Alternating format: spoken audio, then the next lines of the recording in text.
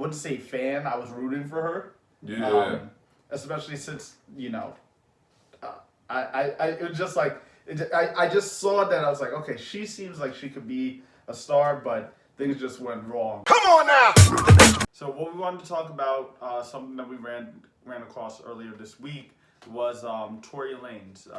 Earlier in the beginning of January, he decided to do something that we had spoken about actually in previous episodes. Not saying that he got the idea from us, because it's not necessarily an original idea. Maybe he did. Maybe he just that would be dope. That would be dope. It would be a possibility, cool, but probably not. Probably not. But nonetheless, in terms of what we've always been advocating for artists in order to build their brand with their fans and continue the the rapport and the relationship that they have with their current fans and build new fans.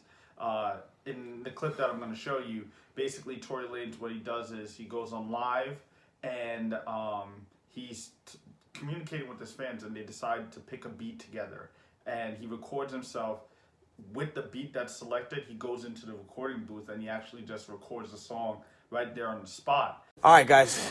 So let's start this off like this. We're gonna make this song together, okay? I'm gonna keep trying to do this shit like, when I get in the studio with y'all, so we could just keep on making music together, and we can build like a bunch of catalogs of like music that we've made together. I ain't gonna lie, this one's kind of crazy, dog. It's kind of crazy. Put a fire emoji if you think this shit is hot. Let me buy you the good. Baby, we need time away.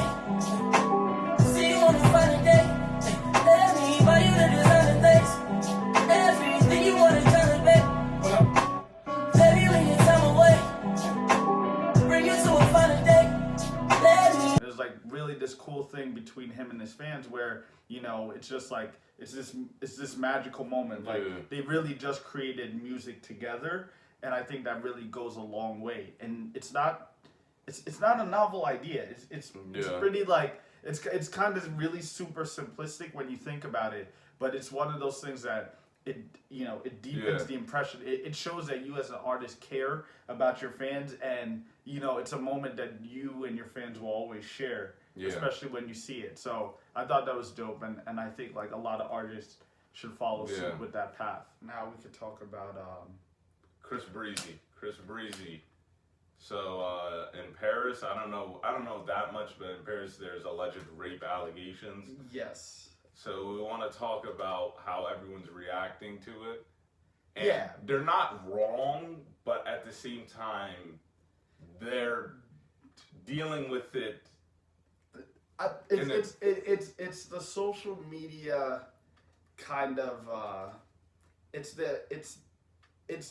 we need to delve into how social media psychology or the mindset behind social media.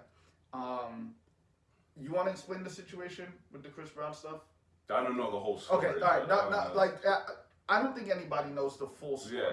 He was accused of rape in Paris, right? Yeah. By some woman.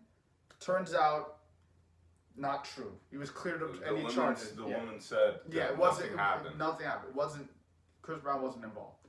So now you had a bunch of people coming out because Chris Brown recently got a deal for his masters. He got his masters, which I believe is his masters for all of his music going forward, not his previous hits. So I think we need to establish that. I'm pretty sure it's for his music going forward. If I'm wrong, somebody can correct me. The reason why this story is noteworthy, besides the rape allegations, is the social media aspect where a lot of people are saying, look, Chris Brown just got his masters. You see, now the powers that be are trying to take him down. They're trying to get rid of him because he's earned his freedom. I think it's one of those situations like you only notice it because it's like there's a bunch of other artists that got their masters. There's a bunch of artists that had their masters. Ice Cube, Remy Ma, people don't know about that. 21 Savage. Yeah. There's a lot more artists that own their masters, and you don't see them being the powers that be trying to take them down. So it's like, you know how much stuff Ice Cube has? Like, he's a businessman. Yeah, exactly. He owns a lot of businesses. Nothing. He's still moving. Yeah. So it's just one of those situations. It was just an awful situation. Yeah, it's just horrible plain timing. But it's not this huge conspiracy to destroy all black entertainers that have their masters, because or they get something big, not all. Exactly. It's like, this is just the one time that you've noticed. And I think that's the problem with people. Everybody, I shouldn't say everybody. I don't want to do that. I don't want to generalize. A lot of people make the mistake of, oh, I noticed this incident, so it's happening widespread.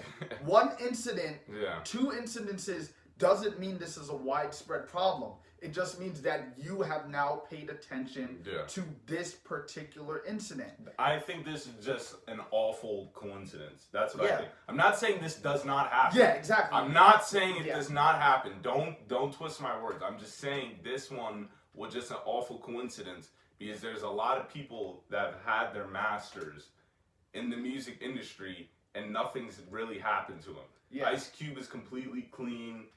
Like, yeah, I think it's just one of those situations. I understand the want for Chris Brown to win. I'm a big fan of Chris Brown. I want him to win as well. It seems like he's good. Yeah, exactly. It's just like always. There's always something. Like, yeah, there's always some sort of controversy surrounding Chris Brown. So I understand the need for him to win, and it's like two things happening at the same time. We want to make sense of the world, but in this situation, I agree wholeheartedly with you. I just don't think it's a case where, I think it's just like you're looking at one thing and ignoring all the other incidences that have been successful because you want Chris Brown to win so much.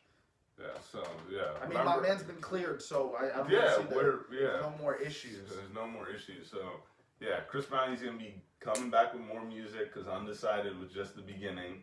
Yeah. Like I said, I'm still holding strong my predictions. He's going to have the biggest year. I'm still rooting for my man Chris Brown. Okay. Because that's what I said. I most of the time, I have a good feeling about this. Tanashi's about to have the biggest year. Maybe, yeah. I don't know about all that. But Chris Brown, this is a little setback. Everything was cleared. We're all good now. Yeah. He's going to be going back to the studio, hopefully, making some nice songs that we can all vibe out to. And Brown bangers are coming. Yeah, especially during the summertime. I'm calling it. The summertime, he's going to be coming back-to-back singles, just all number ones or top fives.